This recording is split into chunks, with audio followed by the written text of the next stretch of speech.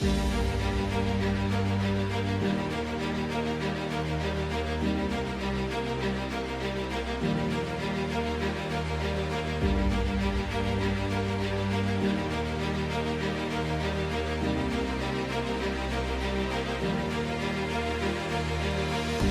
name is Elizabeth Wanjiro Muriuki.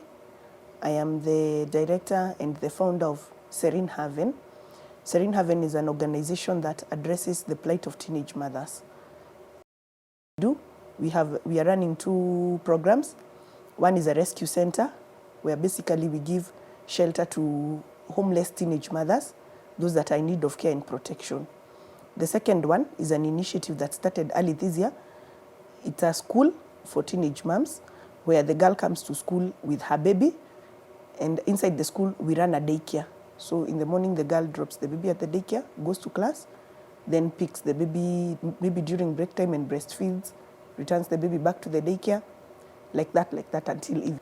I started the initiative because I was a teenage mother, so I have walked in those shoes. I know how it feels to be young and you have a baby when you're not even yet 18, when you are still a child.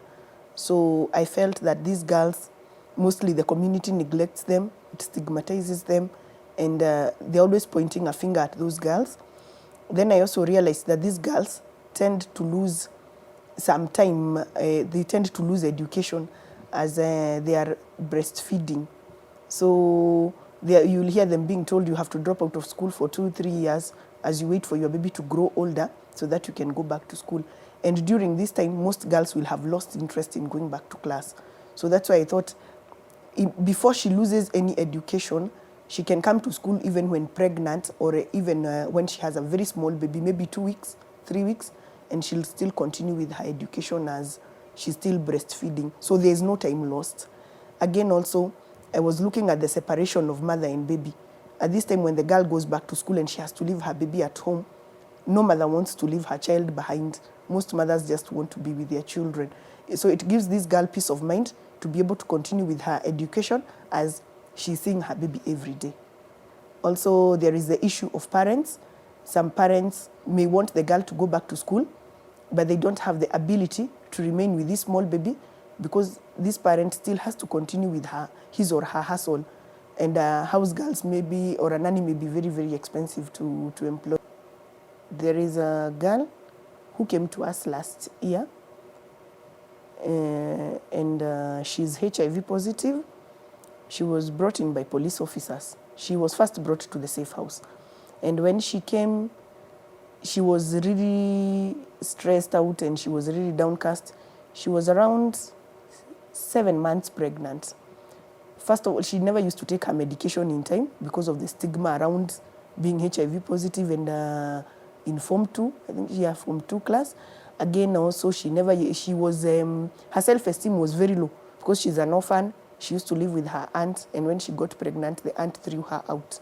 So there were all those issues going around. Again, it was also a defilement case. So when she came, there was, she used to have a lot of self-pity, and she used to feel like that is the end of the world.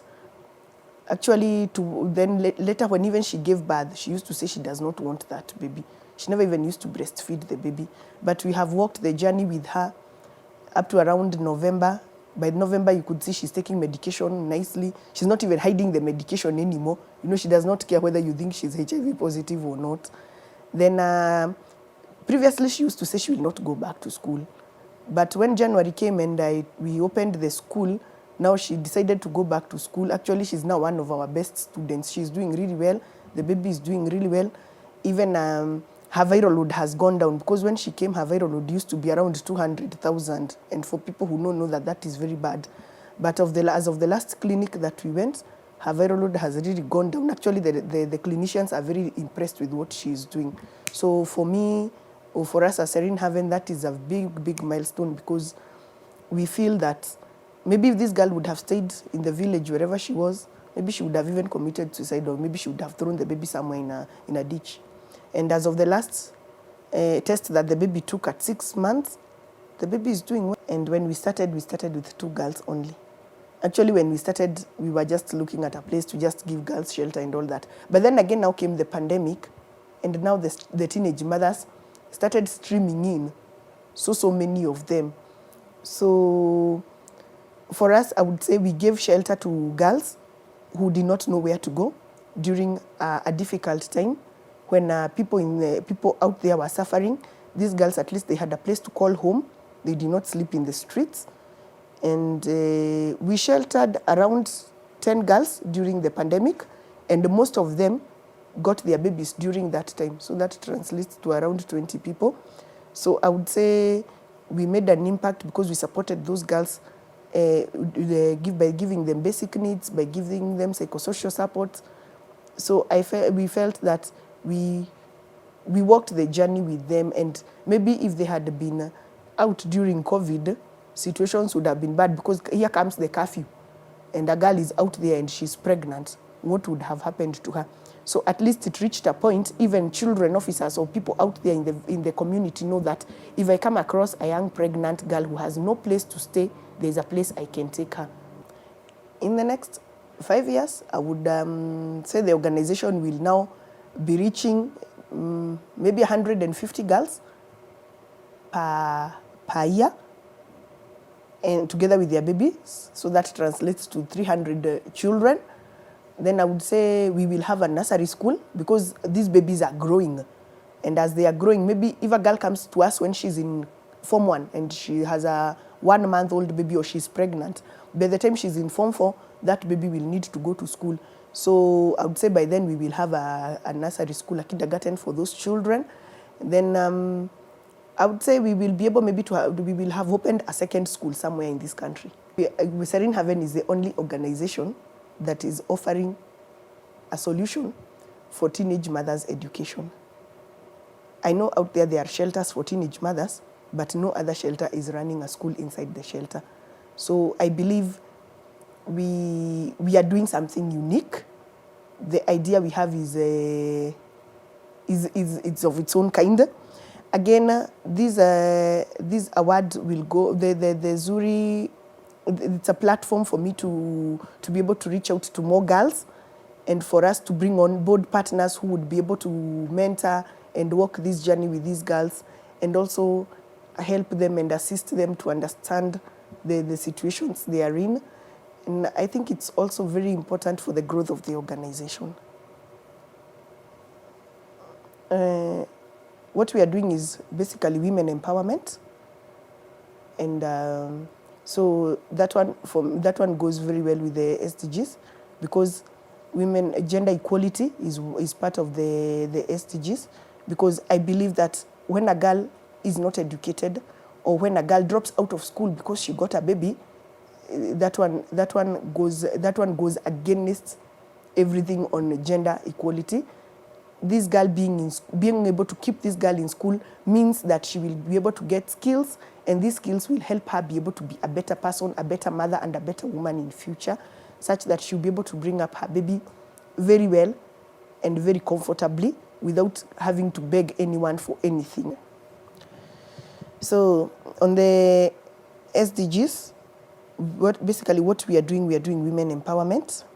Women empowerment that will bring gender equity and equality, because these girls, we are giving these girls a platform to be able to correct the mistakes of the past, if I may call them that, because the moment a girl has a baby when she's young, most of the time she feels like her life has come to an end.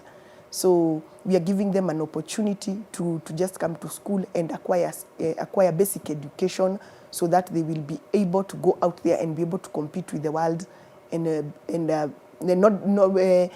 not being put down by the fact that she had a baby when she's 15, 16, or 17. So for us, that is a part of what we are doing. Then, in line with the theme for this year for International Women's Day, we are challenging these girls to be able to become a better version of themselves. So that I know so many girls got pregnant during the pandemic, and we thought that so many girls will drop out of school because of the pandemic.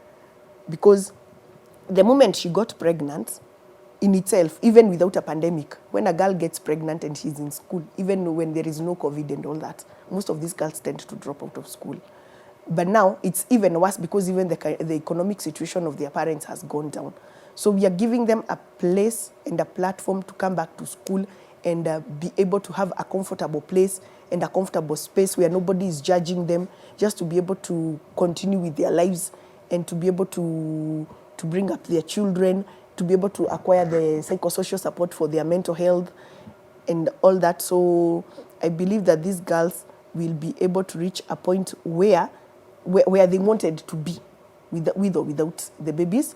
And for us, that one will help us as a country and as women to be able to pick our pieces. Because if she drops out of school, she'll be saying, were it not for COVID, I wouldn't have dropped out of school. Were it not for COVID, I wouldn't have gotten pregnant. But now she has an opportunity to be able to correct all that.